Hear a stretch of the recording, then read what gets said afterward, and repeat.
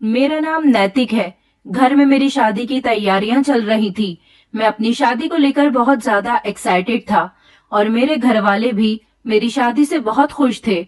आखिरकार मैं अपने मम्मी पापा का एक ही बेटा था और मेरी सिर्फ एक छोटी बहन थी, वो भी जवान थी। वैसे तो हम उसकी भी शादी कर देना चाहते थे, मगर अभी उसके लिए कोई अच्छा रिश्ता नहीं मिला था और मेरी बहन अभी पढ़ाई भी कर रही थी। हमने सोच लिया था कि जैसे ही मेरी बहन के लिए अच्छा रिश्ता आ जाएगा तो हम उसकी जल्दी ही शादी कर देंगे। शायद उसकी शादी होना अभी उसके भाग्य में नहीं लिखा था। मेरे मम्मी पापा चाहते थे कि हम दोनों भाई बहन की शादी एक ही दिन हो, मगर ऐसा नहीं हो सका था। मेरा रिश्ता पहले लग गया था और मेरे ससुराल वालों को भी शादी करने की बहुत जल्दी थी, इसलिए मेरी शादी पहले हो रही थी। मैं अपनी पत्नी को देखना चाहता था। सुना था कि मेरी पत्नी बहुत ज्यादा खूबसूरत है। मैंने उसको सिर्फ फोटो में ही देखा था, क्योंकि मैं अपने काम के सिलसिले में दूसरे शहर गया हुआ था।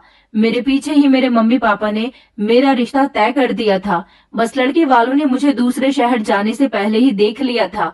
मैं लड़की को नहीं देख पाया था और फिर फाइनली मेरी शादी का दिन भी आ गया था।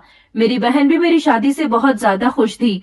आखिरकार घर में उसकी भाभी आने वाली थी। मैं अपनी बहन से बहुत प्यार करता था।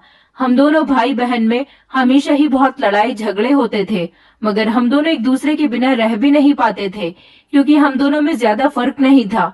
मेरी बहन मुझसे सिर्फ 2 साल ही छोटी थी। मेरी शादी खूब धूमधाम से हुई थी और फिर मेरी पत्नी विदा होकर हमारे घर आ गई थी।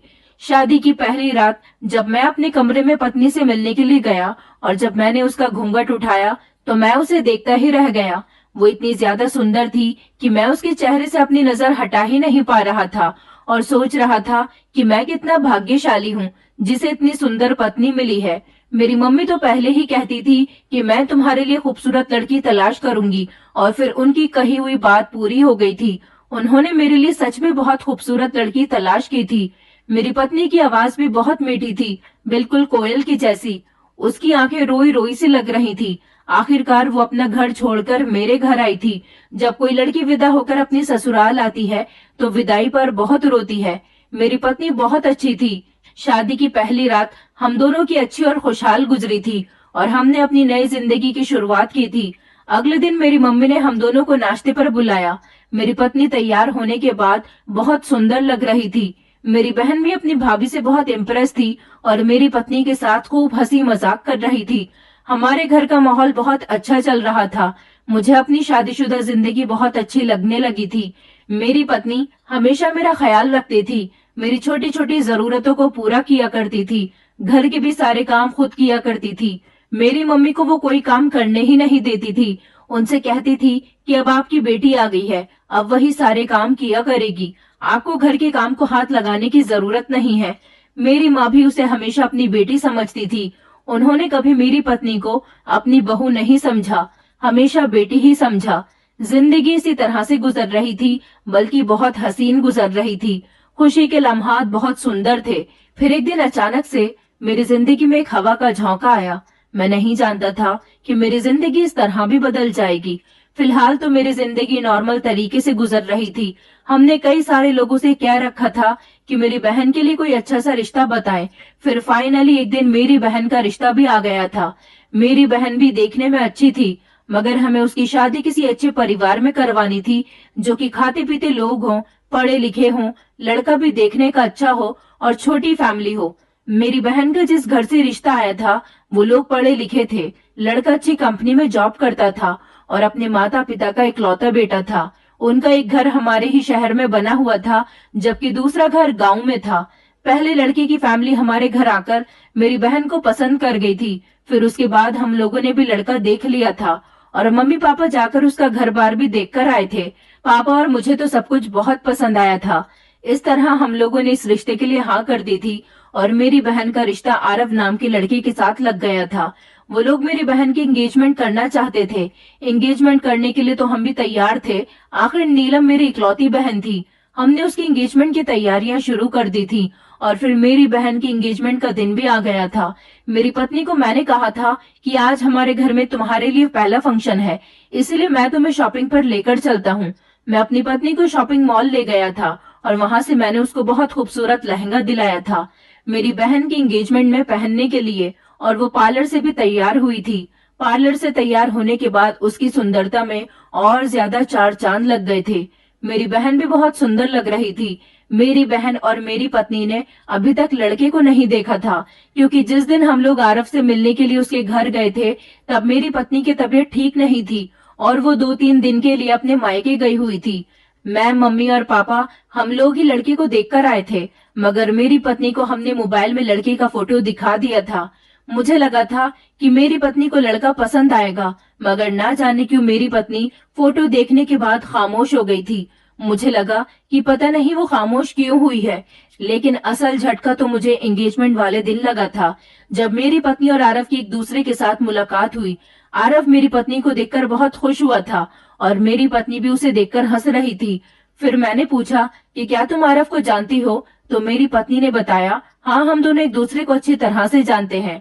आरव और मैं एक ही स्कूल में पढ़े हुए हैं और एक दूसरे के क्लासमेट भी थे। जब दोनों का स्कूल पूरा हो गया और कॉलेज में एडमिशन का टाइम आया, तो आरव ने कहीं और एडमिशन ले लिया था और मैंने दूसरे कॉलेज में एडमिशन ले लिया था। आज इतने टाइम बाद मेरी पत्नी आरव को देखकर चौंक गई थी कि वो जिस इंसान को अच्छी तरह से जानती थी, वही उसकी नंद का पति बनने जा रहा था। मेरी बहन की एंगेजमेंट खूब धूमधाम से हो चुकी थी और फिर हम लोगों ने उसकी शादी की डेट भी फिक्स कर दी थी। मेरी बहन की शादी में 2 महीने रह गए थे। मेरी बहन अपनी भाभी के साथ शादी की शॉपिंग खूब जमकर कर रही थी और बार बार मेरी पत्नी से पूछती भी रहती थी कि आरव का नेचर कैसा है, उसे क्या पसंद है क्या नहीं, क्योंकि मेरी बहन का मानना था कि उसकी भाभी आरव की दोस्त है, तो वो उसके बारे में अच्छी तरह से जानती भी है, इसलिए उसको उसकी इन छोटी छोटी बातों के बारे में पता होगा। मेरी पत्नी को जो कुछ भी पता था उसने मेरी बहन को बता दिया था। मेरी बहन की शादी का दिन भी आ गया था और फिर इस तरह मेरी बहन एक दिन अपनी ससुराल को विदा हो गई और हम सब लोगों ने उसे बहुत मिस किया था। हम लोग उसकी विदाई पर बहुत रोए थे। जिंदगी बहुत खुशहाल गुजर रही थी। मेरी बहन अपनी ससुराल में खुश थी। इस बात से हमें भी सुकून था कि मेरी बहन अपनी ससुराल में खुश रह रही है और उसे किसी बात की कोई परेशानी नहीं है। मेरी बहन अपनी शादी के बाद कभी कभी हमारे घर पर आती थी, तो उसका पति मेरी पत्नी से बहुत बातचीत करता था और जब से मेरी बहन की शादी हुई थी, आरव हमारे घर पर बहुत आने जाने लगा था। कभी कभी तो मुझे बड़ा अजीब लगता था कि हमारा घर भले ही आरव की ससुराल है, मगर उससे पहले तो उसकी पत्नी का मायका है। वो जब भी यहाँ आए तो उसे अपनी पत्नी को यहाँ लाना चाहिए। 1-2 बार की कोई बात नहीं है, मगर अब मैं देख रहा था कि काफी दिनों से आरव अकेला ही हमारे घर पर आ जाता था और घंटों हमारे घर पर गुजार कर जाता था। एक दिन मैं अपनी बहन नीलम की ससुराल चला गया। वहां जाकर देखा तो आरव घर में नहीं था और मेरी बहन अपनी सास के पास बैठी हुई बातें कर रही थी। मेरी बहन मुझे देखकर बहुत खुश हुई थी। मैं अपनी पत्नी को वहां लेकर नहीं गया था। मैं अकेला ही अपनी बहन के लिए फ्रूट्स और जूस की कुछ बॉटल्स लेकर चला गया था। मैंने नीलम से कहा कि आरव घर में नहीं है क्या? नीलम कहने लगी, भैया वो किसी काम से घर से बाहर गए हैं। मैंने कहा, आज छुट्टी वाले दिन कौन सा काम आ गया? मैंने सोचा कि आज संडे है, मैं यहाँ से गुजर रहा था तो सोचा कि तुम्हारे घर होता हुआ चलूं। चलो, आरव किसी काम से गए हुए हैं तो कोई बात नहीं, तुम तो हो ना। मेरी बहन मुझे अपने कमरे में ले गई थी। उसने कहा, भैया अच्छा नहीं लगता, आप शादी के बाद मेरे घर पर पहली बार आए हो, मैं अभी आरव को कॉल करके बुलाती हूँ। मैंने कहा, अरे नहीं नहीं, रहने दो। मेरी बहन कहने लगी कि नहीं भैया, मैं अभी उनको बुला लेती हूँ। मेरी बहन ने जैसे ही आरव को कॉल लगाई तो उसने कहा कि घर आ जाओ, नैतिक भैया आए हुए हैं। आरव थोड़ी देर के बाद ही घर आ गया था और जैसे ही उसने मुझे देखा तो वो मुझे देखते ही खुश हो गया, लेकिन ना जाने कि उसकी नजरें इधर उधर कुछ तलाश कर रही थी। वो अपने ही घर में किसी चीज को ढूंढ रहा था। मेरी बहन कहने लगी कि क्या हुआ, तो आरव कहने लगा कि आप अपने साथ विद्या को नहीं लेकर आए। विद्या मेरी पत्नी का नाम था। मैंने कहा, नहीं, मैं घर से नहीं आ रहा हूँ, मैं कुछ सामान लेने के लिए यहाँ से थोड़ी दूर पर आया था, सोचा कि यहाँ भी होता चलूं, विद्या तो घर पर है। आरव कहने लगा, अच्छा वो कैसी है, ठीक तो है ना? मुझे बड़ी हैरानी हो रही थी कि आरव बार बार मेरी पत्नी के बारे में पूछ रहा था। कभी उसके हालचाल पूछता तो कभी पूछता कि वो घर में रहकर क्या कर रही है, उसे भी यहाँ आ जाना चाहिए था। मैं और मेरी बहन एक दूसरे की शक्ल देख रहे थे। हमें समझ नहीं आ रहा था कि आरव मेरी पत्नी की बार बार इतनी बातें क्यों कर रहा है। फिर मैंने अपना दिमाग लगाया और सोचा कि आरव और विद्या एक दूसरे के फ्रेंड्स रह चुके हैं, हो सकता है वो इसी वजह से बार बार मेरी पत्नी के बारे में पूछ रहा हो। और वैसे भी जब से मेरी बहन की शादी हुई है, मेरी पत्नी आरव के घर आई भी नहीं है। मैंने आरव से कहा था कि तुम फिक्र ना करो, मैं अगली बार आऊंगा तो विद्या को साथ लेकर आ जाऊंगा। इस बात पर वो खुश हो गया था। मैंने वहां से चाय नाश्ता किया और उसके बाद मैं अपने घर वापस आ गया था। मैंने जब विद्या को ये बात बताई कि मैं आरव के घर गया था, तो अचानक उसके चेहरे का रंग उड़ गया। वो कहने लगी कि अच्छा, आपने मुझे नहीं बताया। मैंने कहा, हाँ, बस जल्दबाजी में मेरा जाना हो गया। अगली बार मैं तुम्हें वहां पर जरूर लेकर जाऊंगा। आरव बार बार मुझसे तुम्हारा पूछ रहा था। मेरी पत्नी ने इस बात को ज्यादा सीरियस नहीं लिया और अपने काम में बिजी हो गई। कई दिन इसी तरह से गुजर गए थे, जब एक दिन आधी रात को अचानक मेरी आंख खुल गई। कमरे में चारों तरफ अंधेरा छाया हुआ था, लेकिन एक धीमी सी रोशनी थी जो जल रही थी। वो धीमी सी रोशनी मोबाइल की थी और मोबाइल मेरी पत्नी के हाथ में था। रात के इस समय मेरी पत्नी मोबाइल में क्या कर रही थी? मैंने जब अपनी पत्नी को गौर से देखा तो वो अचानक घबरा गई और उसने मोबाइल को जल्दी से छुपा लिया। मैंने कहा, विद्या, तुम मोबाइल में क्या कर रही हो? अभी तक सोई नहीं हो? मेरी पत्नी कहने लगी कि कुछ नहीं, बस मुझे नींद नहीं आ रही, तो सोचा कि गेम खेलकर टाइम पास कर लेती हूँ। मैंने कहा, अच्छा ठीक है, लेकिन मोबाइल इतनी रात में इस्तेमाल मत करो, आंखों की रोशनी पर फर्क पड़ता है। मेरी पत्नी कहने लगी, अच्छा ठीक है। ये कहकर मेरी पत्नी ने मोबाइल बंद कर दिया था और वो सोने की कोशिश करने लगी थी। मैं तो वैसे भी नींद में था। करवट लेते ही मुझे दोबारा से नींद आ गई। अगले दिन सुबह के टाइम पर बाथरूम में नहा रहा था, जब मुझे बाथरूम में ही आवाज आई कि मेरी पत्नी का मोबाइल बज रहा है। पता नहीं किसकी कॉल आई थी। मैं जैसे ही नहाकर बाहर निकला तो मेरी पत्नी किसी से बात कर रही थी और मुझे देखते ही उसने मोबाइल अचानक से छुपा लिया था और वो घबराने लगी थी। मैंने कहा, क्या हुआ, किसकी कॉल आई है? तो वो कहने लगी कि कुछ नहीं, कंपनी से कॉल आई थी। कंपनी वाले भी बहुत परेशान करते हैं। मैंने कहा, अच्छा जल्दी से नाश्ता लगाओ, मुझे ऑफिस जाना है। मेरी पत्नी जल्दी से नाश्ता लगाने के लिए चली गई थी और मोबाइल भी अपने साथ ही ले गई थी। थोड़ी देर के बाद हम सब लोगों ने मिलकर नाश्ता किया और फिर मैं ऑफिस चला गया था। दोपहर के टाइम पर मेरे पास मेरे फूफा जी की कॉल आई। उन्होंने कहा कि वो बुआ के साथ हमारे घर पर आ रहे हैं। वो मम्मी का नंबर काफी देर से ट्राई कर रहे हैं। मम्मी पापा में से किसी का भी नंबर नहीं लग रहा। मैंने उनसे कहा कि आप लोग आ जाइए, बाकी मैं घर पर कॉल कर देता हूँ। सब लोग घर पर ही हैं, कोई कहीं नहीं गया। मैंने ये बात बताने के लिए मम्मी पापा का नंबर ट्राई किया तो सच में उन दोनों का नंबर नहीं लग रहा था। उसके बाद फिर मैंने अपनी पत्नी का नंबर डायल किया तो उसका नंबर भी स्विच ऑफ जा रहा था। मुझे बड़ी हैरानी हुई थी कि ना जाने घर पर सबके मोबाइल्स को क्या हो गया। थोड़ी देर के बाद पापा की कॉल आई थी। फिर मैंने उनको बताया कि आज किसी की भी कॉल नहीं लग रही और घर में मेहमान आ रहे हैं। पापा ने कहा कि शायद नेटवर्क प्रॉब्लम हो सकती है। मेहमानों की वजह से मैं शाम के टाइम पर जल्दी ही घर चला गया था। जैसे ही मैं घर पहुंचा तो मेरी पत्नी किचन में खाना बना रही थी, जबकि मम्मी पापा और बुआ फूफा जी आपस में बैठकर बातें कर रहे थे। मैं अपनी पत्नी के पास किचन में गया और मैंने उससे पूछा कि तुम्हारा मोबाइल कहाँ है? कब से नंबर ट्राई कर रहा हूँ, स्विच ऑफ ही जा रहा है और मम्मी पापा का नंबर भी नहीं लग रहा। मेरी बात सुनकर मेरी पत्नी घबरा गई और कहने लगी कि मेरे मोबाइल में शायद चार्जिंग नहीं है, अभी चार्ज करती हूँ। मैंने कहा, अच्छा लाओ अपना मोबाइल दो, मैं चार्जिंग पर लगा देता हूँ। उसने कहा कि नहीं नहीं, मैं खुद लगा दूंगी, आप जाकर जल्दी से फ्रेश हो जाओ, फिर सब लोग साथ बैठकर खाना खाते हैं। मैं वापस अपने कमरे में आ गया था। नहाने के बाद हम सब लोगों ने एक साथ बैठकर खाना खाया था। कई दिन इसी तरह से गुजर गए थे। मेरी पत्नी मुझसे अपने मायके जाने के लिए कह रही थी। 2 दिन के लिए मैं उसे उसके मायके छोड़ आया था। इस दौरान मेरी बहन हमारे घर पर आई, उसके साथ आरव भी आया था। आज भी मैं देख रहा था कि आरव की नजरें पूरे घर में मेरी पत्नी को तलाश कर रही थी। फिर जब मैंने उसे बताया कि वो अपने मायके गई हुई है, तब जाकर उसे सुकून आया था और अब बाहर बैठा हुआ मम्मी पापा से वो बातें कर रहा था।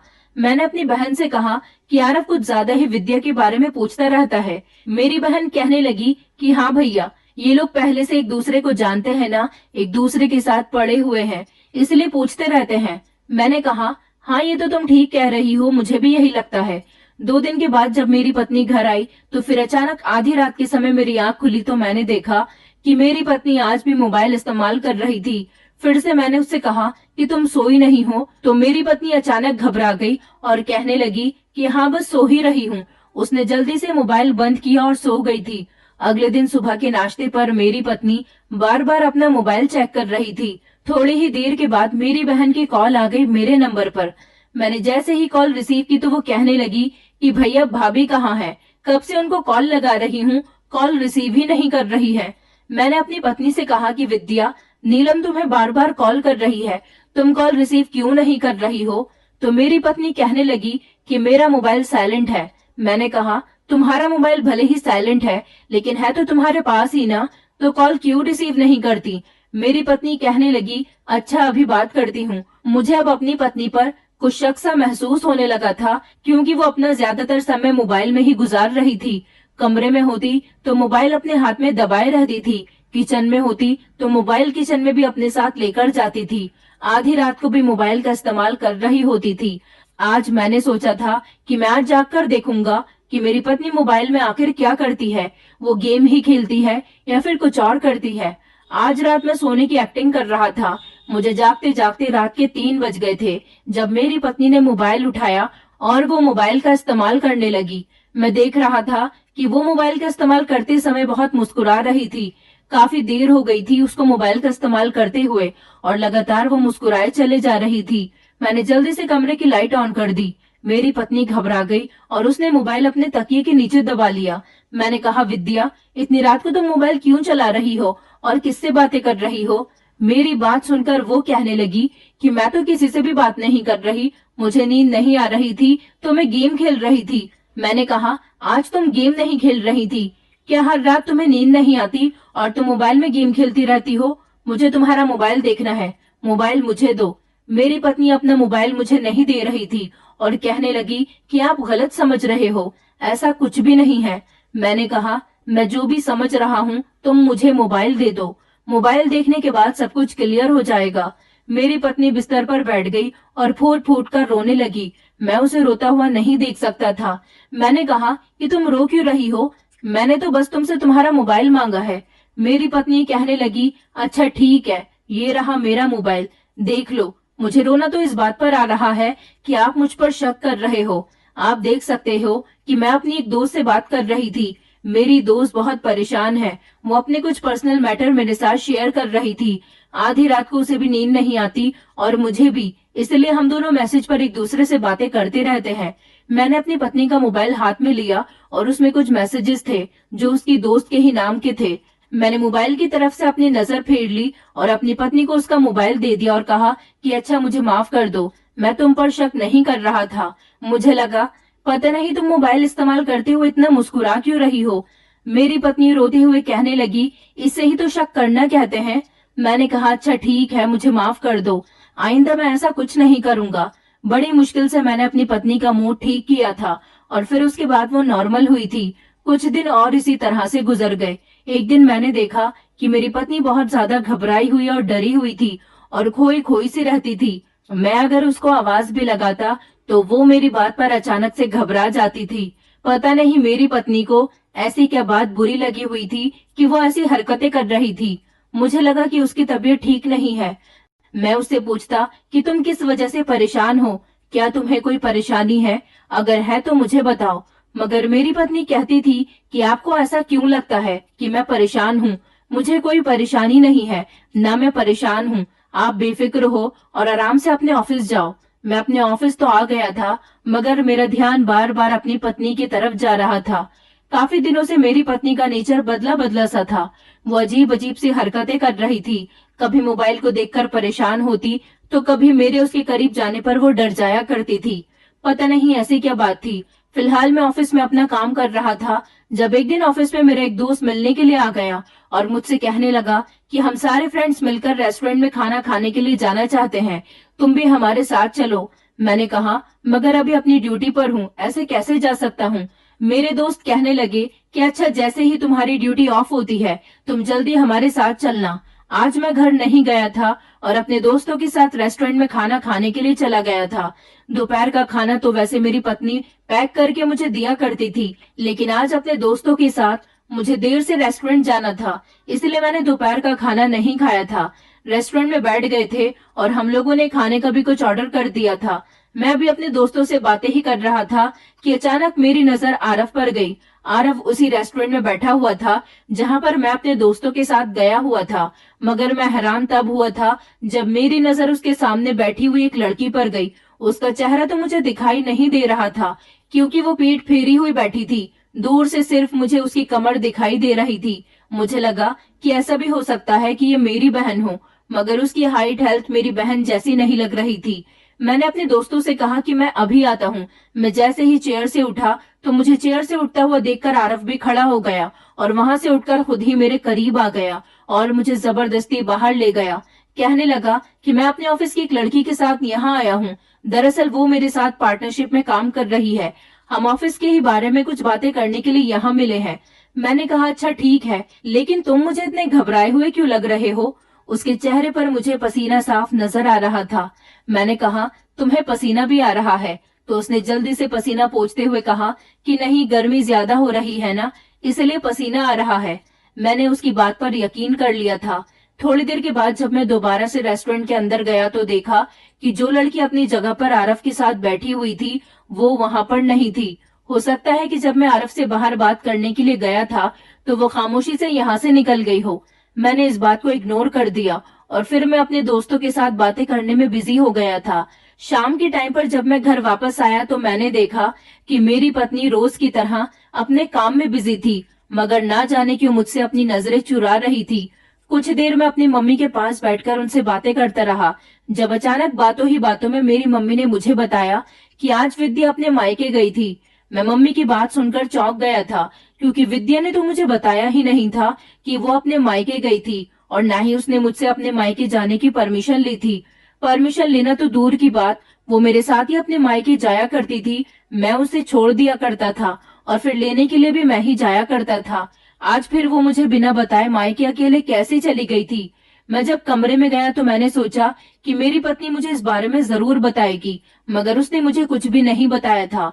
मैंने सोचा कि ये कोई इतनी बड़ी बात नहीं है, मुझे इस बात पर इतना ध्यान नहीं देना चाहिए। लड़कियों का मन करता है कभी कभी अपने मायके जाने का, इसलिए वो भी चली गई होगी। एक दिन तो हमारे होश ही उड़ गए थे जब मेरी बहन रोती हुई हमारे घर पर आई। वो इतनी बुरी तरह से रो रही थी, ऐसा लग रहा था जैसे अपनी ससुराल वालों से झगड़कर हमारे घर पर आई है। उसके रोने पर मेरी मम्मी ने मुझे कॉल करके घर बुला लिया था। पापा भी परेशान हो रहे थे और उससे कह रहे थे कि अगर कोई परेशानी है तो मैं तुम्हारे ससुराल चलता हूँ। लेकिन मेरी बहन कह रही थी कि मुझे भैया से बात करनी है। मैं जब ऑफिस से जल्दी जल्दी घर आया तो मेरी बहन मेरे गले से लगकर फूट फूट कर रोने लगी और कहने लगी कि भैया आप पता लगाओ कि मेरे पति का किसी के साथ अफेयर चल रहा है। वो आधी आधी रात को मोबाइल का इस्तेमाल करता है और खूब मुस्कुराता रहता है। मैंने कहा ये तुम कैसी बातें कर रही हो? आरव ऐसा लड़का नहीं है। मेरी बात पर मेरी पत्नी कहने लगी कि हाँ आरव गलत लड़का बिल्कुल भी नहीं है नीलम, नैतिक ठीक कह रहे हैं, तुम्हें कोई गलत फहमी हुई होगी। मैं भी अपनी पत्नी की हाँ में हाँ मिलाते हुए कहने लगा हाँ जरूर तुम्हें कोई गलत फहमी हुई है। मेरी बहन कहने लगी भैया आखिर आधी रात को मोबाइल इस्तेमाल करने का क्या मतलब है? मैं जब अपने पति को देखती हूँ तो वो मुझसे कहते हैं कि मैं अपने किसी दोस्त से बात कर रहा हूँ और मुझे अपने मोबाइल को हाथ तक नहीं लगाने देते। उन्होंने अपने मोबाइल पर लॉक लगाया हुआ है और अब तो वो मुझ में ज्यादा इंटरेस्ट भी नहीं लेते। मैं उनको खुश करने के लिए उनके मम्मी पापा की बहुत सेवा करती हूँ, मगर उन्हें तो मेरी खुशी का ख्याल ही नहीं है। ना मेरे करीब आते और ना ही मुझसे ज्यादा बातचीत करते हैं। बस हमेशा अपने मोबाइल में ना जाने क्या करते रहते हैं और कभी कभी तो किसी से मैंने फोन पर उनको बात करते हुए भी देखा है। मैं जैसे ही जाती हूँ तो वो अपने मोबाइल को झट से नीचे कर लेते हैं और कहते हैं कि तुम मुझ पर शक करती हो। अब उनकी ऐसी हरकतें देखकर मैं उन पर शक भी ना करूं तो क्या करूं? अपनी बहन की बात सुनकर मुझे अपनी पत्नी की भी आधी रात वाली बात याद आने लगी थी। वो भी तो अपने किसी दोस्त से आधी रात के समय मैसेज से बात करती है, मगर मैंने तो अपनी पत्नी का मोबाइल देखा था, इसलिए मुझे तसल्ली थी कि मेरी पत्नी बहुत अच्छी है, वो कभी कुछ गलत नहीं कर सकती। मैंने अपनी बहन को समझाया और उससे कहा कि तुम फिक्र मत करो, मैं आरव से बात करता हूँ। हाँ भैया आप जरूर उनसे बात करना। मैंने अपनी बहन को समझा बुझाकर उसके घर भेज दिया था और आरव से मिलने के लिए सोचा था। अचानक मेरे मम्मी पापा को मेरे दादा दादी के पास जाना पड़ गया था क्योंकि मेरे दादाजी की बहुत ज्यादा तबीयत खराब थी। मैंने मम्मी पापा से कहा था कि आप लोग आराम से जाओ, हमारी परवाह मत करना और आराम से आना। मेरे मम्मी पापा बेफिक्र होकर दादा दादी के घर चले गए थे और अब घर में मेरी पत्नी अकेली रह गई थी, क्योंकि मैं भी सुबह को नौकरी पर जाता था। एक दो दिन और इसी तरह से गुजर गए थे। मेरी पत्नी अभी भी मोबाइल पर ज्यादा ध्यान दिया करती थी। मैं ऑफिस में काम कर रहा था। लगभग दोपहर के 3 बज रहे थे जब खबर मिली कि बॉस की बहुत ज्यादा तबीयत खराब हो गई है, इसलिए ऑफिस के सारे वर्कर्स को छुट्टी दे दी गई थी। सब लोग अपने अपने घर जाने लगे थे और मैं भी अपने घर की तरफ आ गया था। मैं जैसे ही दरवाजे पर पहुंचा तो ये देखकर हैरान रह गया कि दरवाजा तो बाहर से खुला हुआ था और मेरी पत्नी घर में अकेली है। उसे दरवाजे को अंदर से बंद करके रखना चाहिए था, मगर कोई बात नहीं, मैं दरवाजा खोलकर अंदर चला गया। शायद मेरी पत्नी ये नहीं जानती थी कि मैं घर के अंदर आ चुका हूँ। मेरे होश तो तब उड़े थे जब मुझे घर के अंदर से किसी मर्द के बोलने की आवाज आई थी, और ये आवाज किसी और की नहीं बल्कि आरव की थी। और उन दोनों की बातें सुनकर मेरे पैरों तले से जमीन निकल गई थी, क्योंकि वो दोनों आपस में जो बातें कर रहे थे उन्हें सुनकर मुझे अपने कानों पर विश्वास नहीं हो रहा था। आरव मेरी पत्नी से कह रहा था कि विद्या, तुम प्लीज मुझसे शादी कर लो। तुम जानती हो ना कि मैं तुमसे कितना प्यार करता हूँ। मैं तुम्हें सारी जिंदगी खुश रखूंगा। हम दोनों यहाँ से भागकर कहीं दूर चले जाएंगे। तुम प्लीज अपने पति को छोड़ दो। मैं अपनी पत्नी के साथ बिल्कुल भी खुश नहीं हूँ। मैंने जिस दिन से तुम्हें देखा है, मेरे दिल में दोबारा से तुम्हारे लिए फीलिंग्स जागने लगी है। मैं अपनी पत्नी को डिवोर्स दे दूंगा और तुम्हें अपने घर की मालकिन बना लूंगा। प्लीज अपने पति को छोड़कर मेरे पास आ जाओ। तब मेरी पत्नी ने आरव से कहा था कि मैं ऐसा नहीं कर सकती। मैं अपने पति से बहुत प्यार करती हूँ। तुमने मुझे इतना डरा दिया है कि मैं अपने पति से दूर दूर रहने लगी हूँ। तुम्हारी वजह से मुझे हमेशा अपना मोबाइल छुपाकर रखना पड़ता है। कभी तुम मुझे कॉल करके परेशान करते हो तो कभी मैसेज करते रहते हो। और उस दिन तो नीलम भी रोती हुई आई थी कि उसका पति किसी से बात करता है, मगर वो नहीं जानती कि वो किसी और लड़की से नहीं बल्कि उसकी ही अपनी भाभी से बात करता है। और उस दिन तो बिल्कुल ही हद हो गई थी जब मैं तुमसे मिलने के लिए रेस्टोरेंट में आई थी। ये तो अच्छा हुआ कि मेरे पति ने मुझे नहीं देखा। अगर वो मुझे देख लेता तो उसके दिल पर क्या गुजरती कि उसकी पत्नी उसे बिना बताए अपनी ही बहन के पति के साथ रेस्टोरेंट में आई हुई है। तुमने मुझे मजबूर कर दिया था कि तुम्हें मुझसे मिलना है।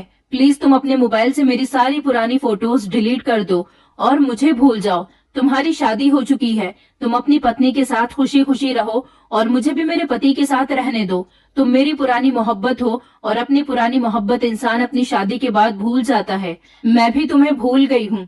मैं अपने पति के साथ बहुत खुश हूँ। मैं तुम्हारे आगे हाथ जोड़ती हूँ आरव, मेरा पीछा छोड़ दो। मेरी नंद और मेरे पति का बसा बसाया घर खराब मत करो। आरव मेरी पत्नी की बात सुनकर कहने लगा, तुम समझने की कोशिश करो विद्या, मैं तुम्हें नहीं भूल सकता। जो बात तुम में है वो मेरी पत्नी में नहीं है। हमारी शादी को 5 महीने हो गए। मैं अपनी पत्नी के साथ बिल्कुल भी खुश नहीं हूँ। बस फॉर्मेलिटी निभाने के लिए उसको अपने घर में पत्नी बनाकर रखा हुआ हूँ। तुम मुझे बस एक इशारा दो तो मैं तुम्हारे लिए सब कुछ करने के लिए तैयार हूँ, मगर तुम्हें भी मेरे लिए स्टैंड लेना होगा। मेरी पत्नी कहने लगी, नहीं, मुझे कुछ नहीं करना। प्लीज तुम यहाँ से जाओ। अगर मेरे पति घर आ गए तो कुछ गलत हो जाएगा। भगवान के लिए मेरा पीछा छोड़ दो। मैं तुमसे प्यार नहीं करती। मैं अपने पति के साथ बहुत खुश हूँ। मेरे ससुराल वाले, मेरा पति, मेरा घर मुझे बहुत प्यारा है।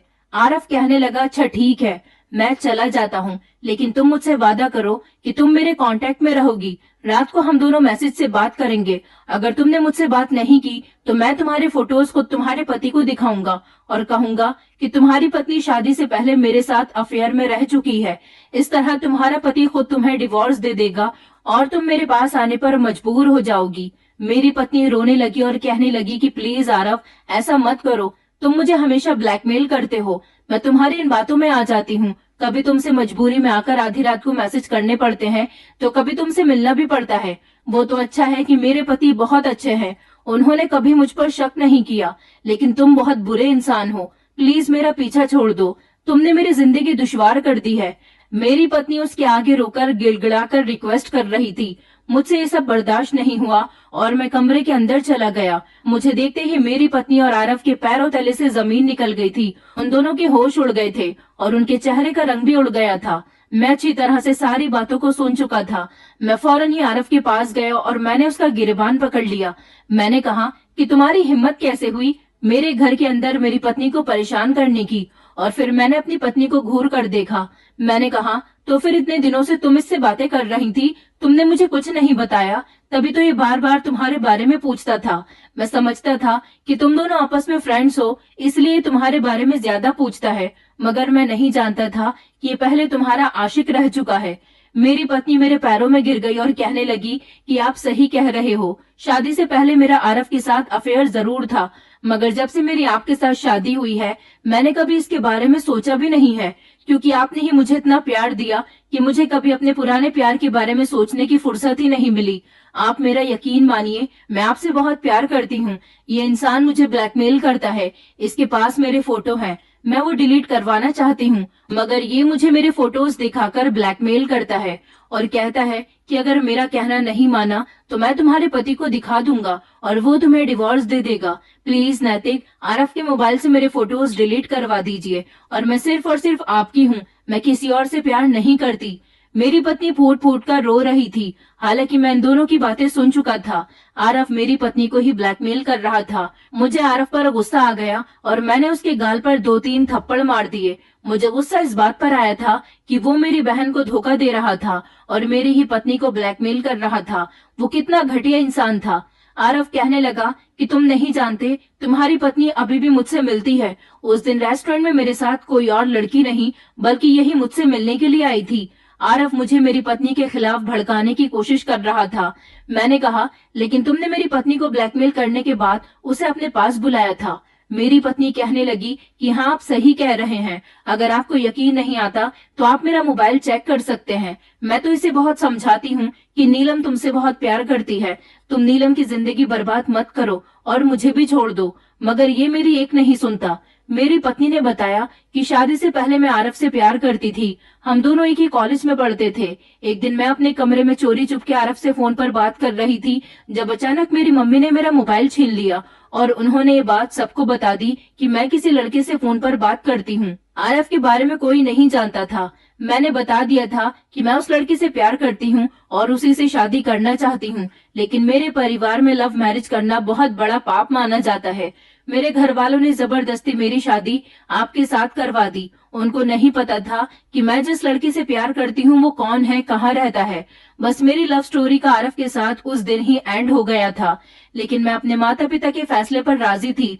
जो चीज हमारे भाग्य में होती है वो हमें बिना कुछ किए ही मिलकर रहती है, और जो चीज हमारे भाग्य में नहीं होती वो हमें लाख कोशिश करने के बावजूद भी नहीं मिलती। और मुझे आप मिल गए थे। मैं अपनी पुरानी जिंदगी को भूल चुकी थी, मगर मैं नहीं जानती थी कि मेरी नंद का होने वाला पति आरव ही है। जिस दिन से नीलम की शादी हुई है उस दिन से इसने मेरा जीना दुश्वार कर दिया। मैं कसम खाती हूँ कि मैं इससे प्यार नहीं करती। मैंने अपनी पत्नी से कहा कि मैं अभी इसको पुलिस के हवाले करता हूँ। मैंने आरव को बहुत मारा था। आरव भी मुझ पर हाथ उठा रहा था। मुझे तो इतना मौका नहीं मिला कि मैं पुलिस को फोन करूं, लेकिन जब आरव ने मुझ पर हमला करना शुरू कर दिया तो मेरी पत्नी ने जल्दी से पुलिस को कॉल लगाई और इस तरह पुलिस हमारे घर में आ गई थी। पुलिस ने मेरी पत्नी के बयान पर आरव को अरेस्ट कर लिया था और उसके मोबाइल से मेरी पत्नी के सारे फोटोज भी डिलीट कर दिए थे। पुलिस को सब कुछ पता चल चुका था और पुलिस आरव को अरेस्ट करके ले गई। इस सब में हमारी बेइज्जती तो बहुत हुई थी, मगर आरव जेल चला गया था और मेरी बहन का भी घर खराब हो गया था। मेरी बहन को जब ये बात पता चली तो वो बहुत बुरी तरह से रोई थी और फिर वो आरव का घर छोड़कर हमारे घर आ गई थी। मेरे मम्मी पापा भी घर आ चुके थे। उनको भी जब ये सब कुछ पता चला तो बहुत अफसोस हुआ था।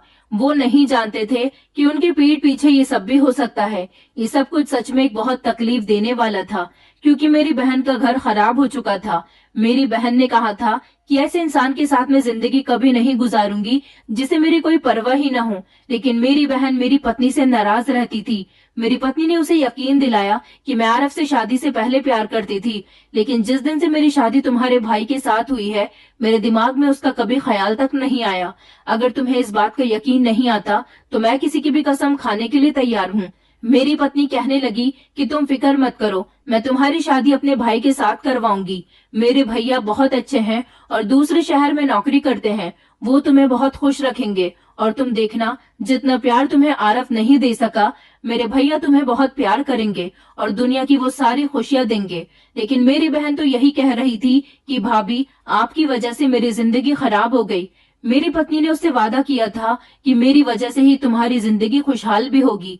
मेरी पत्नी ने अपने मायके में अपनी नंद के रिश्ते के लिए बात की तो मेरे सास ससुर फौरन ही अपने बेटे के लिए मेरी बहन का रिश्ता मांगने के लिए आ गए थे, क्योंकि मेरी बहन खूबसूरत थी, पढ़ी लिखी थी और इंटेलिजेंट भी थी। उनको इस बात से कोई फर्क नहीं पड़ता था कि मेरी बहन की दूसरी शादी उनके बेटे के साथ होगी। दरअसल मेरे साले ने भी दूसरे शहर में एक शादी की थी, लेकिन उसकी पत्नी उसे धोखा देकर भाग गई थी। मेरा साला अकेला वहां पर रहता था और उसकी नौकरी बहुत अच्छी थी। मेरी बहन की शादी जब मेरे साले के साथ हो गई तो उसने मेरी बहन को कभी किसी तरह का दुख नहीं दिया और मेरी बहन बहुत अच्छी जिंदगी गुजार रही है। वो अपनी दूसरी शादी के बाद मेरी पत्नी को अच्छा समझने लगी है और कहती है कि भाभी आपकी वजह से ही मैं इतनी खुशहाल जिंदगी गुजार रही हूँ। इस तरह मेरी पत्नी की सच्चाई मेरे सामने आई थी। मेरी पत्नी को आरफ ने काफी सारे ऐसे मौके दिए थे कि वो मुझे छोड़ दे, मगर मेरी पत्नी कैरेक्टर की बुरी नहीं थी। अगर वो बुरे कैरेक्टर की होती तो मुझे छोड़कर आरफ के पास जा सकती थी, लेकिन उसको शादी के बाद मुझसे इतना लगाव और प्यार हो गया था कि वो किसी भी हाल में मुझे छोड़ने के लिए तैयार नहीं हुई। और आज इतने सालों के बाद भी हम दोनों एक दूसरे से बहुत प्यार करते हैं। आरफ तो जमानत करवाने के बाद रिहा हो गया था, लेकिन मेरी बहन को उसने डिवोर्स दे दी थी। मेरी बहन भी अब मेरे साले के साथ खुशी खुशी जिंदगी गुजार रही है और मैं भी अपनी पत्नी के साथ बहुत खुश हूँ। मेरे अंदर आदत ये थी कि मैंने कभी अपनी पत्नी पर शक नहीं किया था। अगर मैं अपनी पत्नी पर शक करता तो जरूर वो मुझे छोड़ने के लिए तैयार हो जाती, क्योंकि कभी कभी औरत ये सोचती है कि मैं गलत नहीं हूँ। अगर मुझे गलत समझा जाता है तो फिर मैं गलत ही काम करके रहूंगी। लेकिन मैं हमेशा अपनी पत्नी को अच्छा समझता था और उसे हमेशा ये रियलाइज कराता था कि मैं तुम पर बहुत यकीन करता हूँ। और यही वजह थी कि मेरी पत्नी ने मेरे यकीन का मान रखा और आरफ की लाख बातों में आकर भी उसने अपने पति को छोड़ने की कोशिश नहीं की। आज मैं अपनी पत्नी के साथ खुशी खुशी जिंदगी गुजार रहा हूँ और भगवान ने मुझे एक प्यारी सी बेटी भी दी है। दोस्तों, उम्मीद करती हूँ आपको हमारी कहानी पसंद आई होगी। कहानी पसंद आई है तो वीडियो को लाइक करें, चैनल पर नए हैं तो चैनल को सब्सक्राइब करें और हाँ, नोटिफिकेशन बेल को जरूर दबाएं ताकि अगली अपडेट सबसे पहले आपको मिले।